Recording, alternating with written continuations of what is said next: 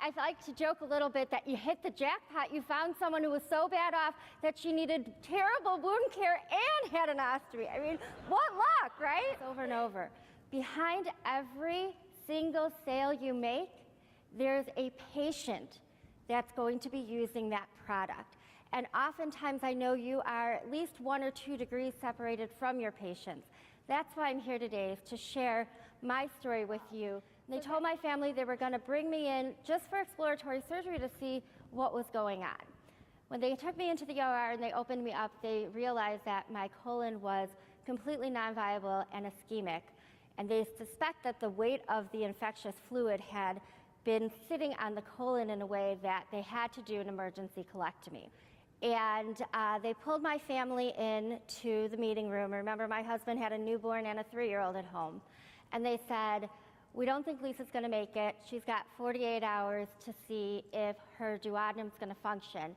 And if it doesn't, there's going to be nothing we can do to save her life. And 48 hours passed. Who wants to take a guess? Did I survive?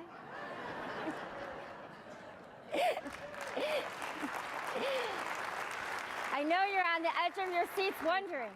So what brave soul, for a chance to get my book for free, is going to come up? All right, what is your name? Travis. Hi, Travis. Okay, so we're going to pretend that Travis is here, and I'm going to, we're not pretending, he's really here. And I'm going to deliver some news to Travis, and use your imagination, you'll get it. This is how I perceive the information that was coming my way. Okay. So if you have questions about this, I'm going to come back tomorrow, same time. I'll be back to visit you tomorrow.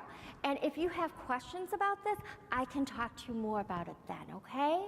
Thanks, Travis. I got to get to my wife. I got to get to my next person now. But have a great day, Travis. Thank you. You're done. Travis, that's for you. Give him a round of applause. Good. Take that story and influence or improve the scenario. So here's what my stomach looked like. I had the ostomy bag, a G-tube, a J-tube, and then 3 more drainage bags. And, you know, Sports Illustrated Swimsuit Edition kept calling. They wanted me to be on their front cover. I kept saying, I can't, I'm in the hospital, just wait. Essentially, I hemorrhaged and my hemoglobin level was down to a level 4.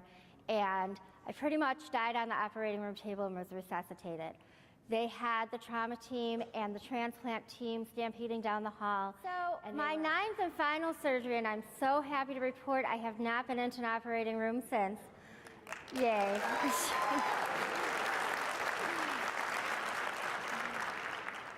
They ended up having to do a surgical closure of the tracheotomy wound.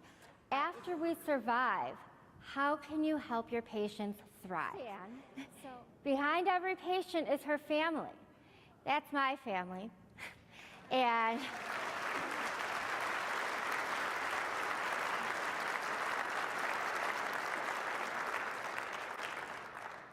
thank you. There's my daughter. So there she is, a baby. I just came home from the hospital, so she's about 7 months old. You can see I have the trach bandage on. You can see my walker in the background there. That was, you know, I missed the first 7.5 months of her life. But there we are, actually in Orlando, at Disney World a few years ago. So what you do for patients, you make a remarkable difference. Without your products, neither of those pictures would have been possible. And what I want you to leave here today is knowing that the work you do is so vitally important. It is important to the patients. It is important to their families. But I want to thank you so much for having me here today and allowing me to share my story with you. And thank you. Thank you.